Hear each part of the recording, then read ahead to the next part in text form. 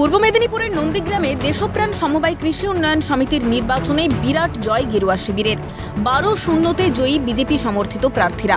প্রসঙ্গত 2024-এর 24শে নভেম্বর এই সমবায় সমিতির নির্বাচন হওয়ার কথা ছিল। পুলিশের পক্ষ থেকে জানানো হয় এই নির্বাচনের জন্য পর্যাপ্ত নিরাপত্তা তারা দিতে পারবেন না। নির্বাচন ইস্যু গড়ায় আদালত অবধি। আদালতের নির্দেশেই 2রা মার্চ নির্বাচন হয়।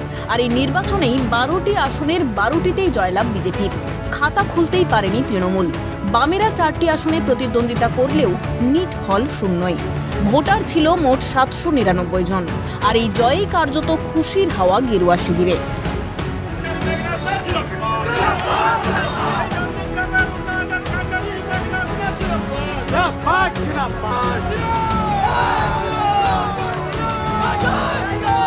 দেখুন, দেশপ্রাণ সমবায় কৃষি উন্নয়ন সমিতি লিমিটেডে পরিচালক মণ্ডলী 12টি আসন ছিল। এখানে 12টি আসনে ভারতীয় জনতা পার্টি 12টি আসনে প্রার্থী দিয়েছিল, তৃণমূল কংগ্রেসও 12টি আসনে প্রার্থী দিয়েছিল, বামপন্থীরা 4টি আসনে প্রার্থী দিয়েছিল। আমরা ভারতীয় জনতা পার্টি দেশপ্রাণ সমবায় সমিতিতে 12টি আসনে আমরা জয়লাভ করেছি। তৃণমূল কংগ্রেস শূন্য এবং বামপন্থীরা শূন্য। এদিকে বিজেপির এই জয়ে সমালোচনার সুর তৃণমূলের। উঠেছে বহিরাগত তত্ত্ব। সন্ত্রাসের আবহ তৈরি করে বিজেপির এই জয়লাভ বলে দাবি তৃণমূলের তরফে। আজকে আমরা দেখতে পাচ্ছেন, আপনারা তো স্থানীয় সাংবাদিক, এখানে দেখতে পাচ্ছেন যে বহিরাগত প্রচুর বিজেপি কর্মী সমর্থকের উপস্থিতি। এই অঞ্চলে বেশ কয়েকদিন ধরে বিভিন্ন বুথে বুথে যে মানুষের উপরে প্রেশার ক্রিয়েট করা হচ্ছে এবং যারা এজেন্ট হওয়ার জন্য ইচ্ছা প্রকাশ করেছিলেন তাদের বাড়িতে বাড়িতে গিয়ে ধমক চমক দেওয়া হচ্ছে।